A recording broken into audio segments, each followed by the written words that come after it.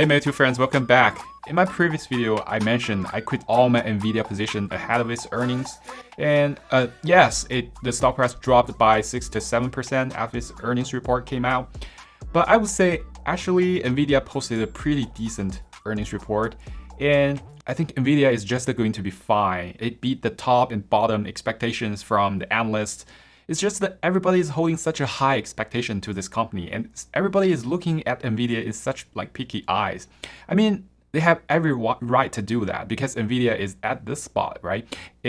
It's now sitting as the second largest public traded company in the world, and it's sitting at above $3 trillion market capital. Of course, everybody's like looking highly. So in this video, I'm gonna quickly walk through the Nvidia's Q2 earnings report with just to pick a few key numbers to go over.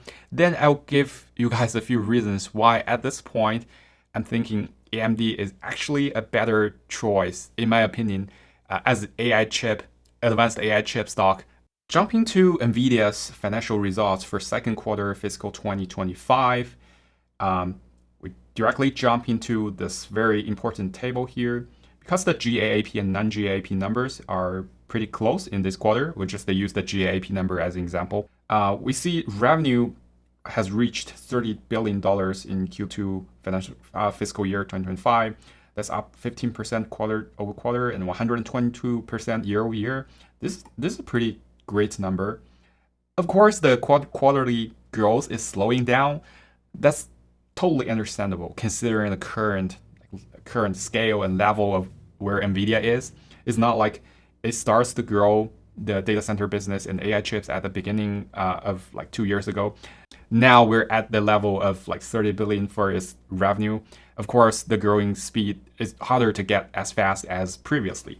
However, it's still pretty impressive to reach $30 billion. And we can see the gross margin still has a 75%, as high as 75%. And I know one of the key reasons the stock price dropped after this earning report is that analysts see the gross margin is down by 3.3 points quarter over quarter. It's not a good sign, of course, for sure. But I would say 75% is still insane and still a super good number.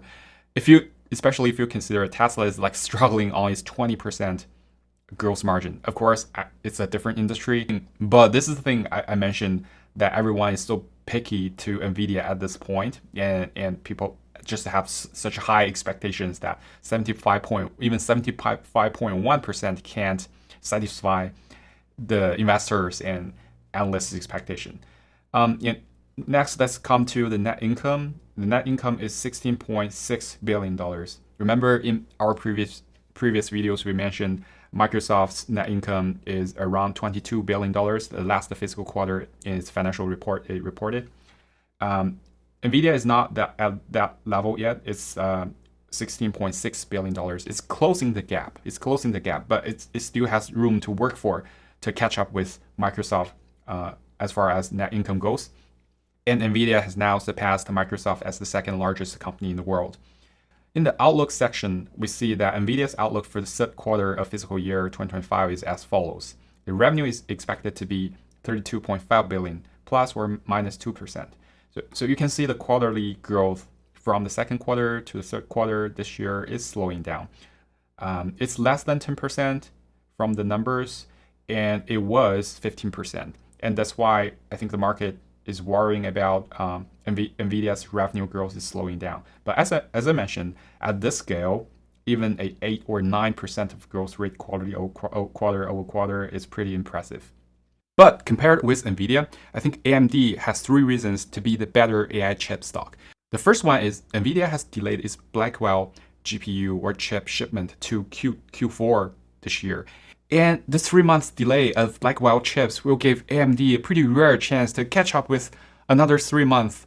Don't overlook the 3 months. It's a pretty good chance for AMD to catch up and to close the gap between itself and Nvidia. The second reason is when we prepared the Meta video, we mentioned that Mark has a very ambitious goal that by the end of this year, he wants to build an AI computing platform of over 600,000 GPUs by the end of 2024. And these are like H100 equivalent GPUs, which means these are not all H100. And from this news, from The Verge, it said that Meta will have over 340,000 of Nvidia's H100 GPUs, but its target is 600,000 GPUs. So what do you see here?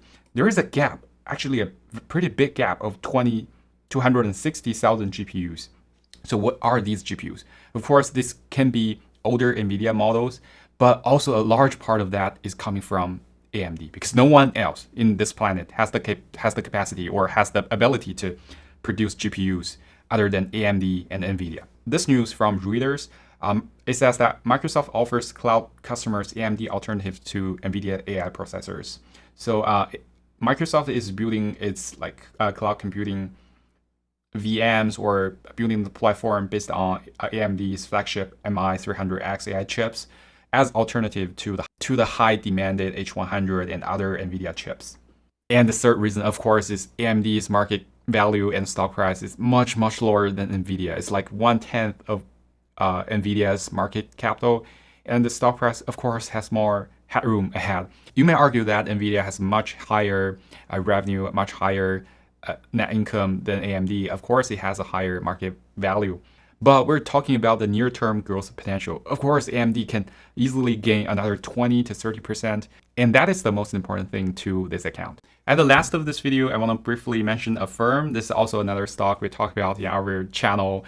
But unfortunately, I missed this one. I just sold this one ahead of the earnings, but that's fine. One principle of the trading account I have here is that I won't chase high. We're trying to reduce the trading frequency in this trading portfolio, which I have full transparency with you guys. As you can see, now I have AMD shares of 700 shares and also 200 shares of Nvidia. I just picked after its earnings report. I have a short-term target of 129. I'll sell all the Nvidia shares as soon as it gets back to 129.